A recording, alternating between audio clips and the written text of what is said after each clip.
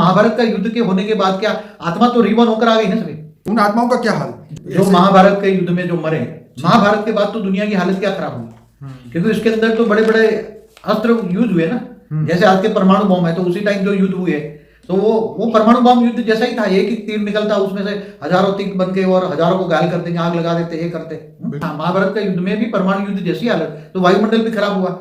और जो चाहे कोई भी मरा, चाहे दुर्योधन जैसी आत्माएं मर गई, मगर उसकी आत्माओं में तो अंतमति गति हुई ना। जो महाभारत के युद्ध में जो भी मरा, हम आत्माओं की बात करते हैं। कोई अच्छे भी मर गए होंगे, कर्म संचित कर्म के हिसाब से अच्छे भी मर गए होंगे, पीस गए होंगे। मेरा ये पर्सनली मानना है, ये स्थूल युद्ध का कोई भी मतलब नहीं है। एक्चुअली युद्ध ज्ञान और अज्ञान का होना चाहिए, आत्माओं का परिवर्तन होना चाहिए। युद्धों से परिवर्तन नहीं होता दुनिया में। ये बहुत बड़ी बात कही आपने।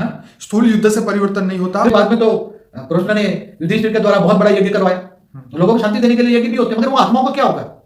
जो महाभारत के युद्ध में या कोई भी युद्ध, एग्जांपल सबके युद्ध की बात करता हूँ, जब युद्ध के अंदर मरते हैं या जलते मरते हैं, कोई भी आत्माओं की अंतर्मति गति स्थिति होती है, तो वो आत्माओं की तो सदगति नहीं हुई ना। आत्माओं में सुधार तो नहीं हुआ ना, सदगति माना सुधार। आपका कहने का मतलब ये है कि जो आत्मा जिस अवस्था में मृत्यु हुई, अज्ञान अवस्था में, वही अज्ञान अवस्था में फिर से जन्म होगा, उसको एक नया चांस मिलेगा, नया कैरेक्टर बनने के लिए और अपने आप को बदलने के लिए। अगर वो व्यक्ति ने अपने आप को, उस आत्मा ने फिर से अपने आप को नहीं बदला और वही अपने दुर्गुण का ही प्रचार प्रसार करता रहा, तो फिर वो जीवन मृत्यु और इस चक्र से वो बाहर नहीं निकलेगा और समाज का जो है पतन होगा, समाज सुधरेगा नहीं।